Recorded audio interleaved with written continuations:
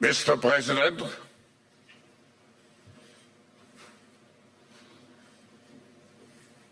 hello. What great honor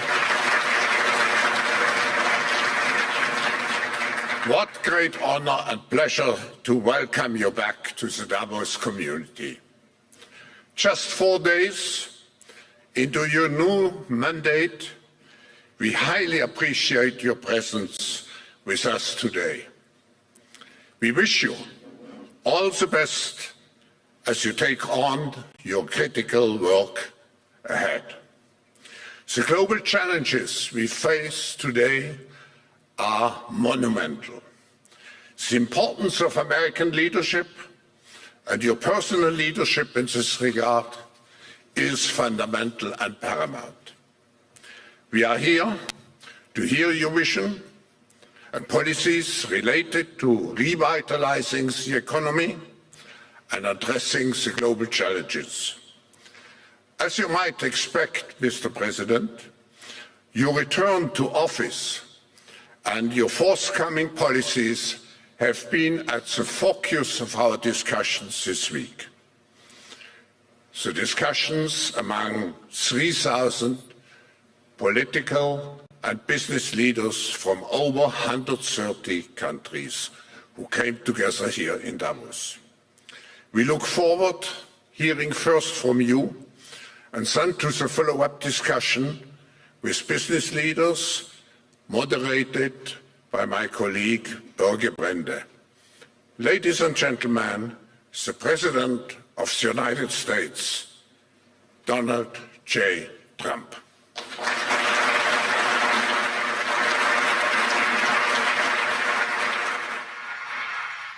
Well, thank you very much, Klaus, and hello to everyone in beautiful Davos.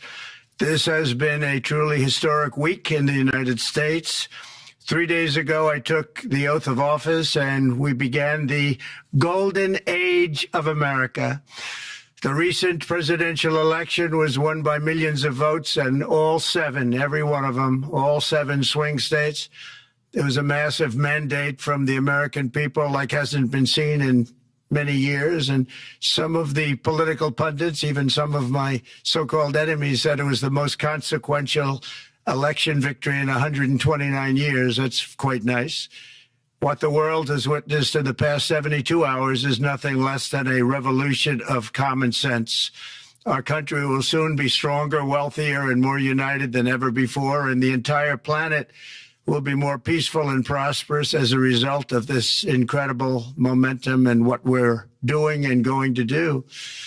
My administration is acting with unprecedented speed to fix the disasters we've inherited from a totally inept group of people and to solve every single crisis facing our country. This begins with confronting the economic chaos caused by the failed policies of the last administration. Over the past 4 years, our government racked up $8 trillion in wasteful deficit spending and inflicted nation-wrecking energy restrictions, crippling regulations, and hidden taxes like never before. The result is the worst inflation crisis in modern history and sky-high interest rates for our citizens and even throughout the world. Food prices and the price of almost every other thing known to mankind went through the roof. President Biden totally lost control of what was going on in our country, but in particular with our high inflation economy and at our border. Because of these ruinous policies, total government spending this year is $1.5 trillion higher than was projected to occur when I left office just 4 years ago. Likewise, the cost of servicing the debt is more than 230% higher than was projected in 2020. The inflation rate we are inheriting remains 50% higher than the historic target. It was the highest inflation probably in the history of our country. That's why from the moment I took office, I've taken rapid action to reverse each and every one of these radical left policies that created this calamity, in particular with immigration, crime, and inflation.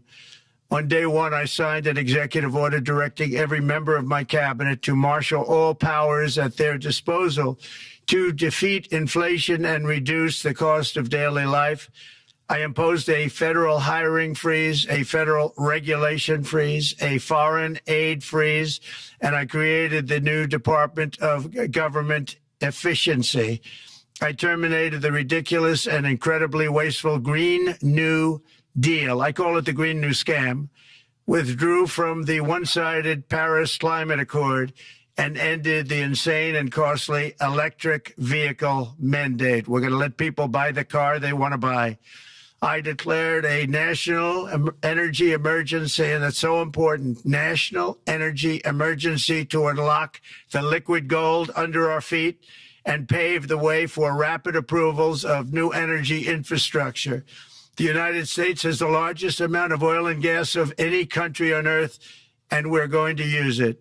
Not only will this reduce the cost of virtually all goods and services, it'll make the United States a manufacturing superpower and the world capital of artificial intelligence and crypto. My administration has also begun the largest deregulation campaign in history, far exceeding even the record-setting efforts of my last term. In total, the Biden administration imposed $50,000 in additional regulatory costs on the average American household over the last 4 years. I have promised to eliminate 10 old regulations for every new regulation, which will soon put many thousands of dollars back in the pockets of American families. To further unleash our economy, our majorities in the House and Senate, which we also took along with the presidency, are going to pass the largest tax cut in American history, including massive tax cuts for workers and family, and big tax cuts for domestic producers and manufacturers. And we're working with the Democrats on getting an extension of the original Trump tax cuts, as you probably know, by just reading any paper. My message to every business in the world is very simple. Come make your product in America, and we will give you among the lowest taxes of any nation on earth. We're bringing them down very substantially, even from the original Trump tax cuts. But if you don't make your product in America, which is your prerogative, then very simply you will have to pay a tariff, differing amounts, but a tariff which will direct hundreds of billions of dollars and even trillions of dollars into our treasury to strengthen our economy and pay down debt. Under the Trump administration, there will be no better place on earth to create jobs, build factories, or grow a company than right here in the good old USA. Already Americans' economic, you can see this, I think, maybe even in your wonderful, wonderful room that you're all gathered together, so many of my friends, but Americans, the economic confidence is soaring like we haven't seen in many, many decades, maybe not at all. Upon my election, it was just announced that small business optimism skyrocketed by 41 points in a single month. That's the highest ever. There's never been anything like that.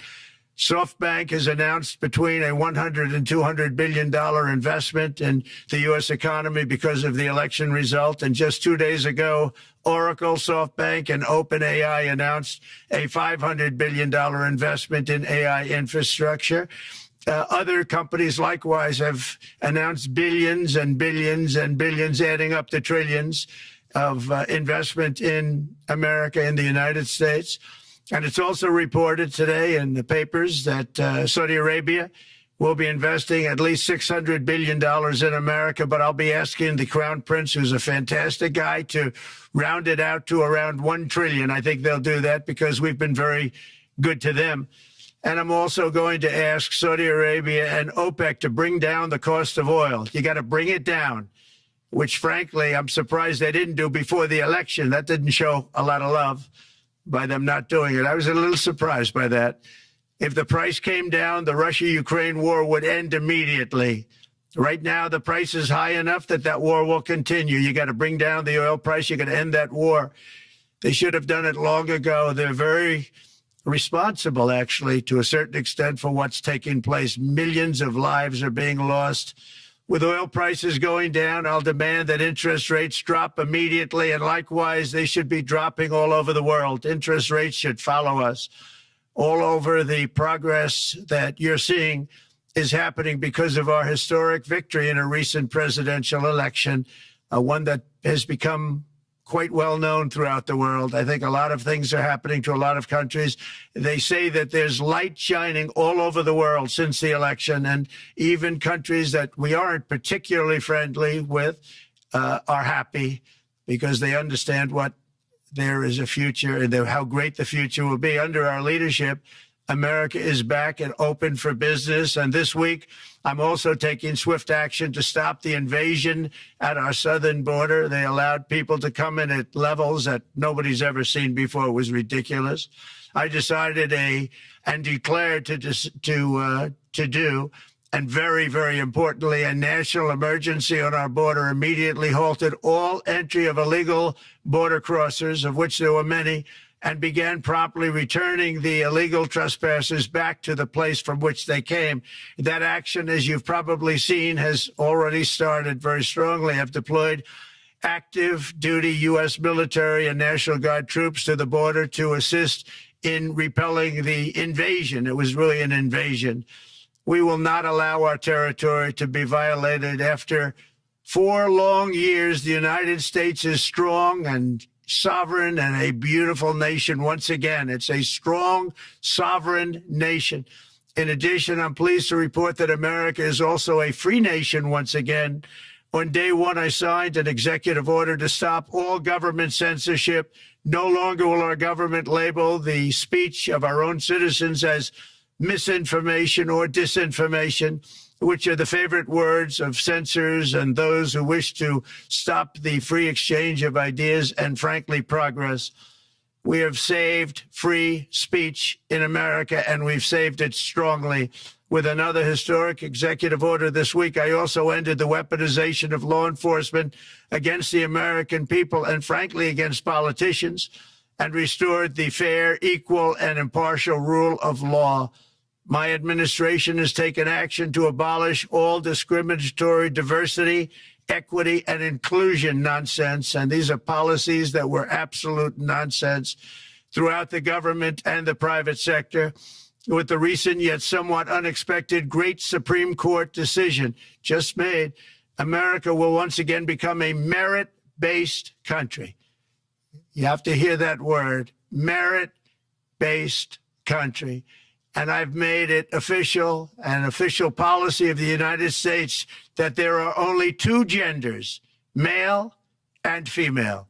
And we will have no men participating in women's sports, and transgender operations, which became the rage, will occur very rarely. Finally, as we restore common sense in America, we're moving quickly to bring back strength and peace and stability abroad. I'm also going to ask all NATO nations to increase defense spending to 5% of GDP, which is what it should have been years ago. It was only at 2%, and most nations didn't pay until I came along. I insisted that they pay, and they did, because the United States was really paying the difference at that time, and it was unfair to the United States. But many, many things have been unfair for many years to the United States. Before even taking office, my team negotiated a ceasefire agreement in the Middle East, which wouldn't have happened without us, as I think most of the people in the room know. Earlier this week, the hostages began to return to their families. They are returning, and it's a beautiful sight, and they'll be coming in more and more. They started coming back on Sunday. Our efforts to secure a peace settlement between Russia and Ukraine are now hopefully underway. It's so important to get that done. That is an absolute killing field. Millions of soldiers are being killed. Nobody's seen anything like it since World War II. They're laying dead all over the flat fields. It's a flat field farmland, and there's millions of Russians and millions of Ukrainians, and nobody's seen anything like it since World War II. It's time to end it. And here in America, we have big events coming up. Next year, we have the 250th anniversary of America's founding. I'm so honored to be president during that. That's been a big event. They've been talking about it for 10 years. We also have the World Cup, and I understand Gianni's in the room. Infantino, he was very instrumental in helping us get it. He's there with you someplace, I think, and I want to thank him for that. And then we have the Olympics coming up, which I was instrumental in getting also in my first term. And who would have known that by skipping a term, I would get the Olympics? I was upset. I said, you know, I got the Olympics to come and I won't be president. But it turned out through a stroke of luck, or whatever you might call it, that I'm going to be president during the World Cup and the Olympics and the 250th anniversary. So that's going to be three big events. And we've accomplished more in less than 4 days. We have really been working 4 days than other administrations have accomplished in 4 years. And we're just getting started. It's really an amazing thing to see. And the spirit and the light over our country has been incredible. Under the last administration, our nation has suffered greatly, but we're going to bring it back and make it greater, bigger, stronger, better than ever before. I want to thank everybody for being with you. I would have been there myself, except the inauguration was 2 days ago. I thought it might be a little bit quick to make it the first stop, but we'll get there one day. We hope to get there. But I do appreciate, I heard the audience is fantastic, and many of my friends are in the audience, and I will be taking questions now from some very distinguished people. Thank you all very much.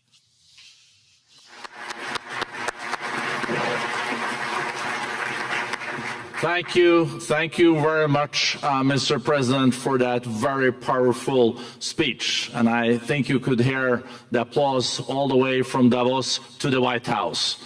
But next year it will be even better, because then you can get the applause here in Davos. So we wish you welcome to our village next year. We hope to see you. Thank you very much. So we also know, Mr. President, that you open up for interaction here. We have a great panel with some of the most distinguished business people in the world. Let me start with someone that you know really well, that I think is almost a neighbor of you in Florida. Mr. Steve Schwarzman, Chairman, CEO, and co-founder of Blackstone Group. So, Steve, floor is yours. Well, Mr. President, I'm sure the Crown Prince of Saudi Arabia will be really glad you gave this speech today.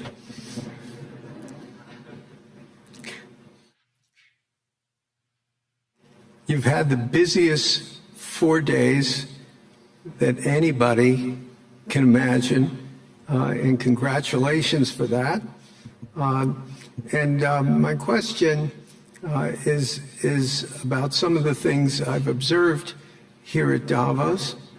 It's a terrific forum. I've met lots of people, as usual. I think I've been here 30 years. And a lot of the European business people have expressed enormous frustration with the regulatory regime in the EU. And they attribute slower growth rates here because of the numerous factors, but especially because of regulations. And you've taken a completely different approach in this area. And if you could explain the theory of what you're doing, how you're going to do it, and what you expect the outcome to be, I'd appreciate it. Well, thank you very much. And congratulations, Steve. You're a friend of mine, but on a great career. You have had an amazing career, and it continues. I just want to congratulate you. Very inspirational to a lot of people. I want to talk about the EU, because you mentioned specifically that I've also had a lot of friends and leaders of countries. I've gotten to know them all my first term and a little bit during this period of 4 years, and know them well, like them a lot, but they're very frustrated because of the time everything seems to take to get approved, environmental impact statements for things that you shouldn't even have to do that, and many, many other ways that it takes. And I'm going to give you a quick little example. In the private life, my beautiful private life, before I had all these things happening, the world is a little different. I had a nice, simple life. You knew that. But when I had that simple life, I did projects. And I had a big project in Ireland. And it had to get approval on something that would have made it even better. And I got the approval from Ireland in a period of a week. And it was a very, very, very efficient, good approval. And they informed me, though, the problem is you're going to have to get it from the EU, and we think that'll take 5 to 6 years. And I said, you have to be kidding. And this was before politics. And I said, wait a minute, it's not that important. I don't want to go 5 or 6 years, but it would have been a big investment. It would have been nice, and it would have been good for the project. And I sent the people to the EU to see if they could speed it up. And basically, it was a 5 or 6 year wait just to get a simple approval that Ireland gave me in a period of literally not much more than a week. And I realized right then, that was the first time I really was involved with the EU, but I realized right then that's a problem. And I didn't even bother applying to do it. Or if I did, I pulled it very quickly. I have to be very accurate because I don't want to be criticized. You did apply, actually. No, I want to be very accurate. So I don't think I did, but if I did, I pulled it very quickly. It was just something you couldn't wait 5 years or 6 years to get an approval. So a lot of, in a very big business sense, a lot of people are claiming that's the problem. From the standpoint of America, the EU treats us very, very unfairly, very badly.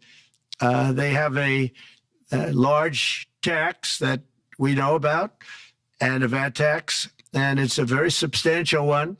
They don't take essentially don't take our farm products, and they don't take our cars, yet they send cars to us by the millions. They put tariffs on things that we want to do, like, for instance, I think they actually, in terms of, these are non-economic or non-monetary tariffs, and those are very bad, and they make it very difficult to bring products into Europe, and yet they expect to be selling, and they do sell their products in the United States. So we have, hundreds of billions of dollars of deficits with the EU, and nobody's happy with it, and we're going to do something about it, but nobody's happy with it. So I think the EU has to speed up their process. Friends of mine that are in some of the nations within the EU, great people, they want to be able to compete better, and you can't compete when you can't go through the approval process fast. There's no reason why it can't go faster. So, I'm trying to be constructive because I love Europe. I love the countries of Europe, but the process is a very cumbersome one. And they do treat the United States of America very, very unfairly with the VAT taxes and all of the other taxes they impose. One other, just to finish up, I got a call from the head of a major airline, one of the biggest airlines in the world, and he said, sir, could you help us? What? Landing in Europe is brutal. They charge us fees for everything, and it's so unfair. I said, how does it compare to China? He said, it's much worse. And the other thing, as you know, they took court cases with Apple, and they supposedly won a case that most people didn't think was much of a case. They won 15 or 16 billion from Apple. They won billions from Google. I think they're after Facebook for billions and billions. These are American companies, whether you like them or not. They're American companies, and they shouldn't be doing that. And that's, as far as I'm concerned, it's a form of taxation. So we have some very big complaints with the EU. Thank you. Thank you very much, Mr. President. We'll now go to one of your friends in the EU, Patrick Pouyanné. He's the chairman and CEO of Total Energies. I guess you have a question ready, Patrick, for the president. Mr. President, as we understand, energy is at the top of your agenda, and it's an honor for me to represent the energy industry tonight. In this panel, Total Energies is indeed the fourth largest oil and gas and electricity company in the world. I will not ask you a question about the oil price. It's quite clear what you expect from us. I will go to gas more. And our company is the largest #1 exporter LNG from the US company. We are a strong contributor to, and we invest in a mammoth LNG projects in Texas, $20 billion. It's far from 200, but it's $20 billion. And we contribute with that to security of supply to Europe, as we export this LNG to Europe. Some experts fear that if there are too many projects developed in the US on LNG, this could have an inflationary impact on the US domestic gas price. And they recommend a pause on these projects. I would ask you the following question. What are your views about such a pause on investments on LNG in the US? What would happen if you would observe an increased domestic gas price because of these exports? And final question, which is important for Europe, would you agree to guarantee security of supplies of US LNG to Europe? Well, on the last part of your question, yes, I would. I would make sure that you get it. If we make a deal, we make a deal, you'll get it.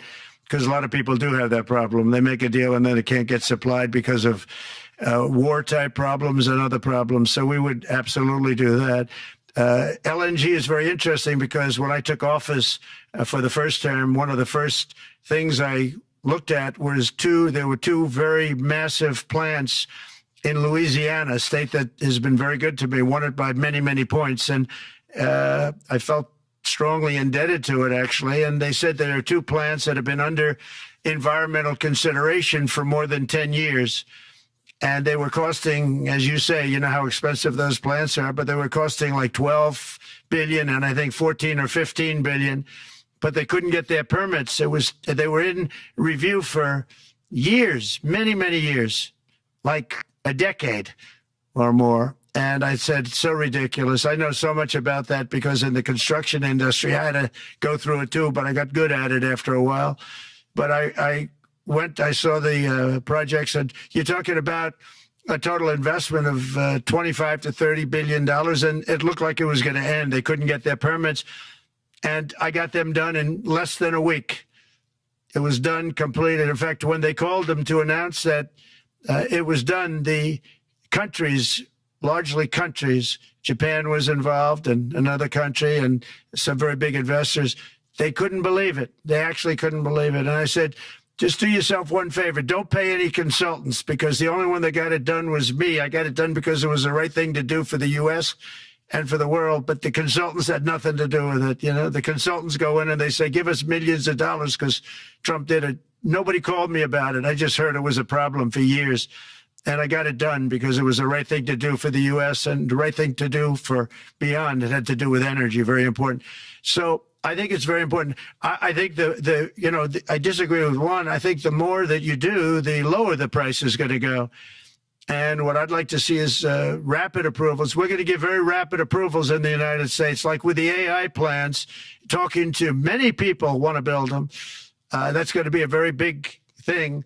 We're going to build electric generating facilities. They are going to build. I'm going to get them the approval. Under emergency declaration, I can get the approvals done myself without having to go through years of waiting. And the big problem is we need double the energy we currently have in the United States. Can you imagine? For AI to really be as big as we want to have it, because it's a very competitive, it'll be very competitive with China and others. So I'm going to give emergency declarations so that they can start building them almost immediately. And I think it was largely my idea because nobody thought this was possible. It wasn't that they were not smart, because they're the smartest. But I told them that what I want you to do is build your electric generating plant right next to your plant as a separate building, connected. And they said, wow, you're kidding. And I said, no, I'm not kidding.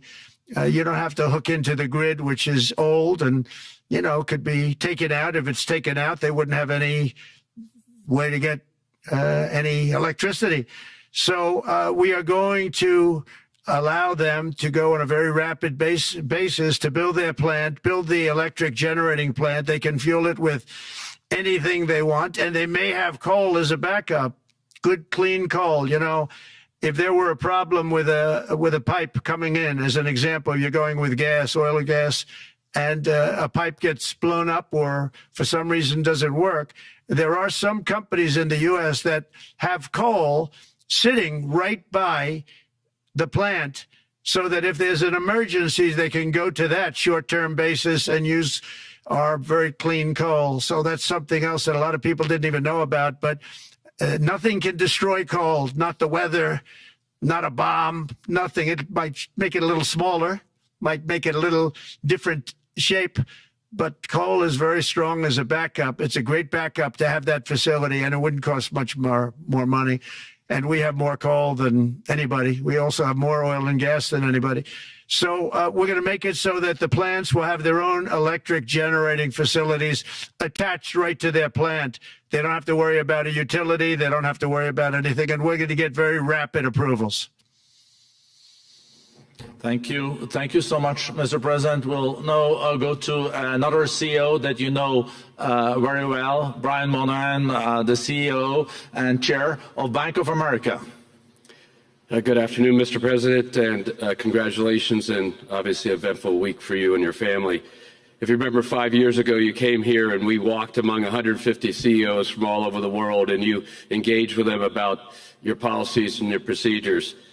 This year you're not here, and yet this week was eventful from the orders that you mentioned earlier, literally a wave of orders coming out on immigration, on trade, and many other matters. And so as a representative of the United States here, we got a lot of questions about what does all this mean and how would the president square this with his clear focus on growth, prosperity, market growth, stock market growth, a good bond market, and bringing down prices. So how do you think about the impact of all these orders and how fast they come out and how you're going to balance them with that scorecard of being successful in both continuing GDP growth, bringing down inflation, and also having a good stock price appreciation for the American citizen?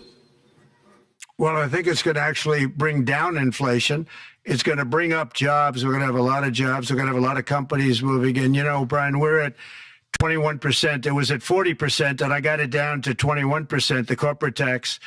And it was actually, if you look at state and city, it was in many cases much higher than 40%. I got it down to 21%. And now we're going to bring it down from 21 to 15% if, there's a big if you make your product in the U.S. So we're going to have the lowest, just about the lowest rate. It'll be, the 21 is on the low side worldwide. The 15 is about as low as it gets. And by far the lowest of a large country, a large, you know, rich, powerful country by far, not even a contest. So we're going to bring it down to 15% if you make your product in the USA. So that's going to create a tremendous buzz. We're also probably going back to the 1 year deduction where we deduct, you know, we did that originally, and that was amazing what the impact that had, the 1 year deduction, which built up over a period of time and then it expires. But we're going to go back to that when we do the renewal of the Trump tax plan. We have to get Democrats to approve it. But, you know, if the Democrats didn't approve it, I don't know how they can survive with about a 45% tax increase, because that's what it would be. And so I think they're going to be, we've been working along with them pretty well. I think it's very hard for a political group to say, let's charge people 45% more. So I think we're in good shape, but we're actually doing a reduction for business and small businesses where you're going to bring it down to 15%, which is really something. And by the way, speaking of you, and you've done a fantastic job, but I hope you start opening your bank to conservatives, because many conservatives complain that the banks are not allowing them to do business within the bank. And that included a place called Bank of America. They don't take conservative business.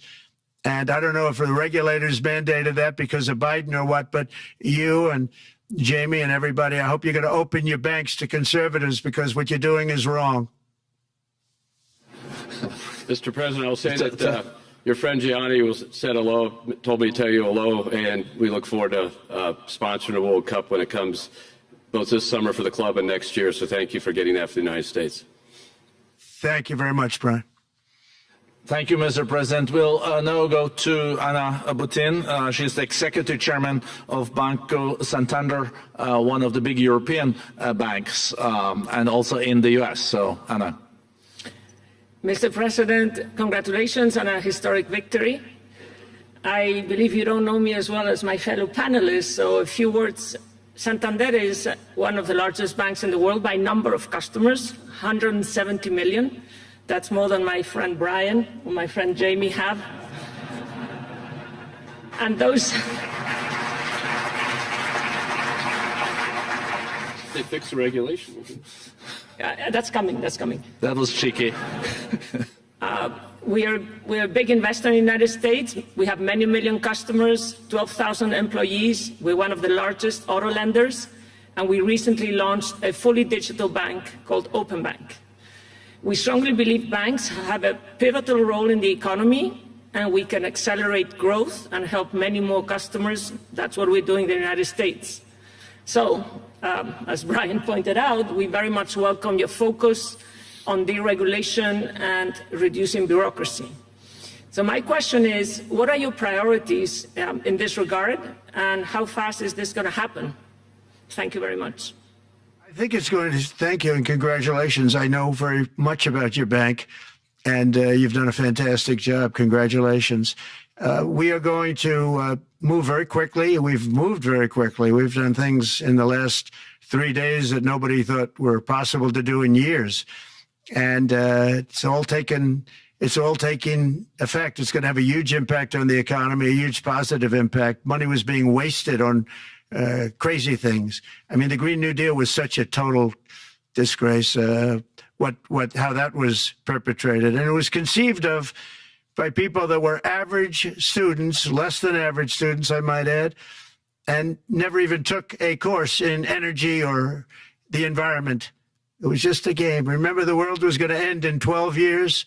Remember that? Well, the 12 years has come and gone. It was going to end. It was going to all foam into earth.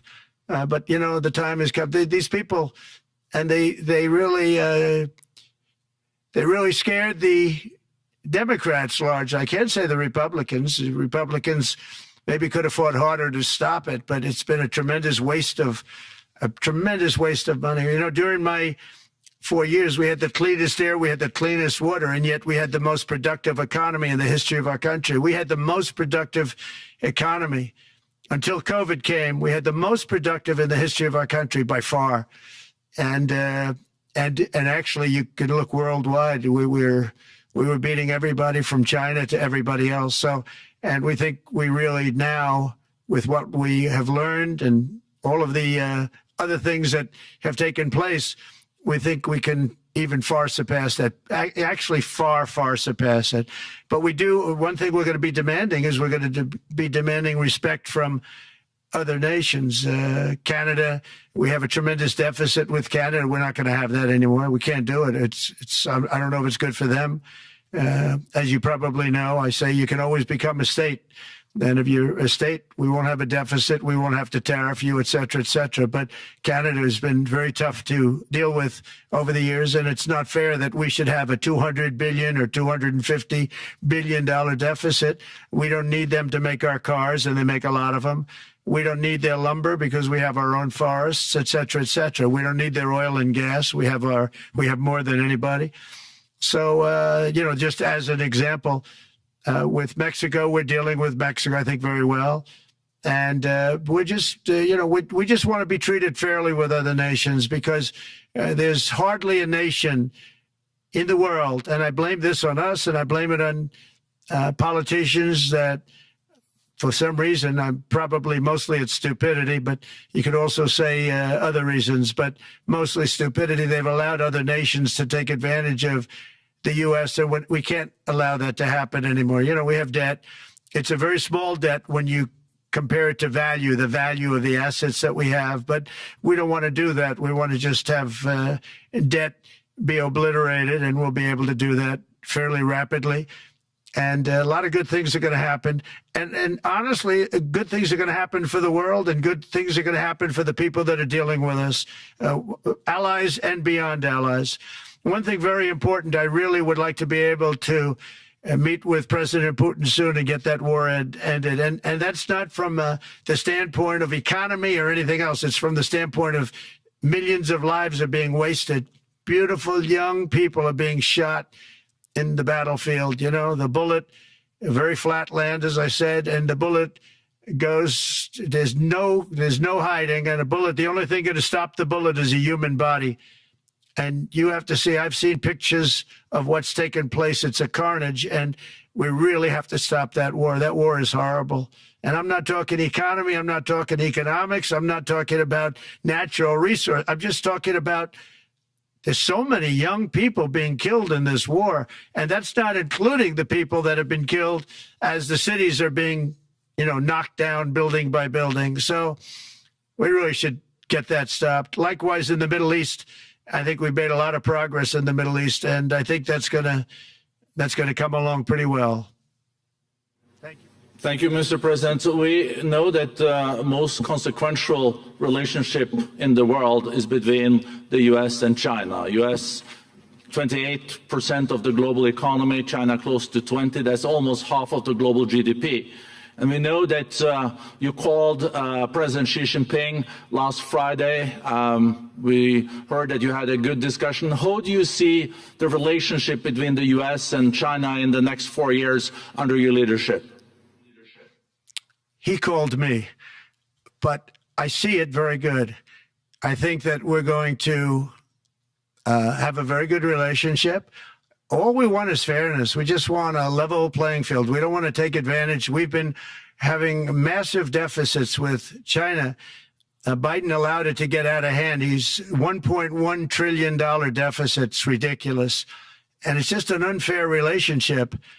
And we have to make it just fair. We don't have to make it phenomenal. We have to make it a fair relationship. Right now, it's not a fair relationship. The deficit is massive, as it is with other countries, a lot of Asian countries, actually. But we have deficits that are very big, and we can't keep doing that. So we're not going to keep doing that. But I like President Xi very much. I've always liked him. We always had a very good relationship. It was very strained with COVID coming out of Wuhan.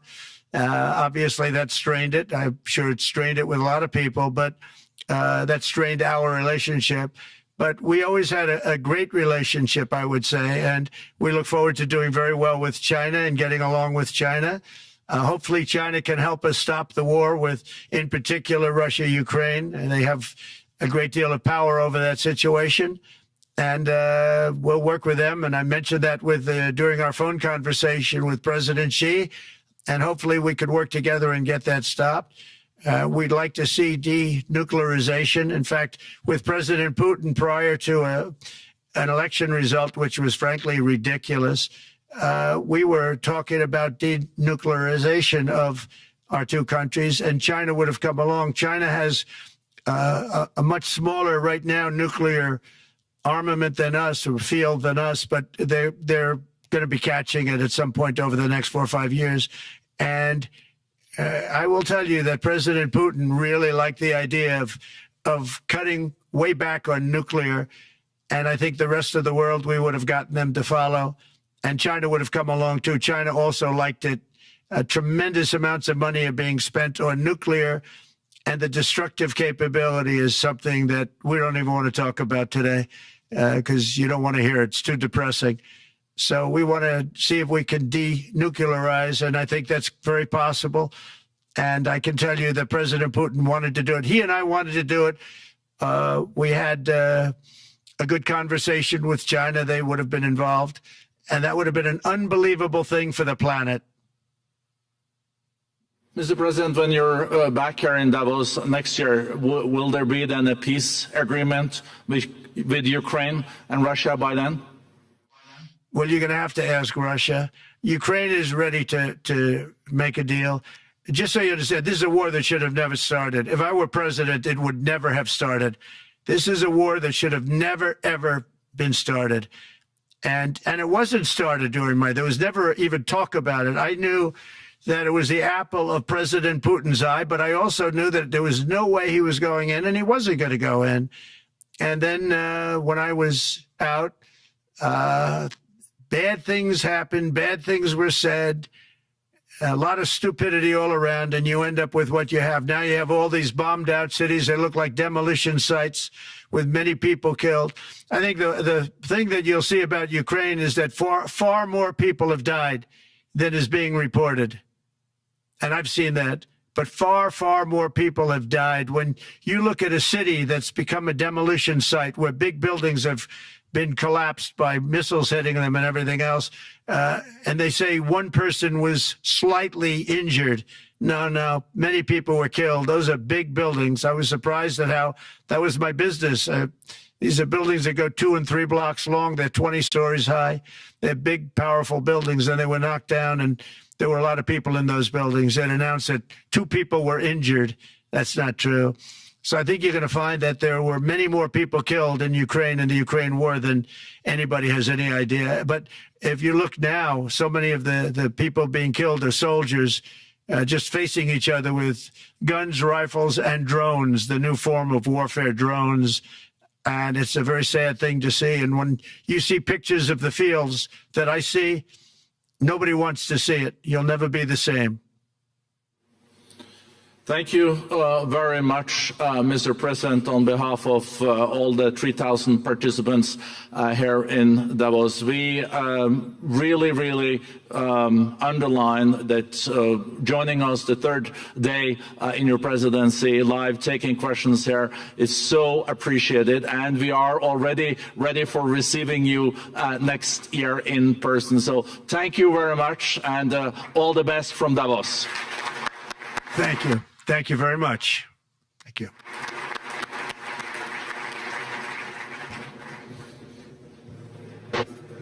Thank you for watching Noble Black News, where we strive to bring you the real stories and perspectives that truly matter. If you found this video insightful, don't forget to give it a thumbs up, share it with your community, and leave your thoughts in the comments below. We'd love to hear from you. Make sure to subscribe and hit the notification bell so you never miss out on our latest content. Together, let's continue to uncover the untold stories and celebrate the achievements of the global Black community. Stay tuned for more powerful stories. Until next time.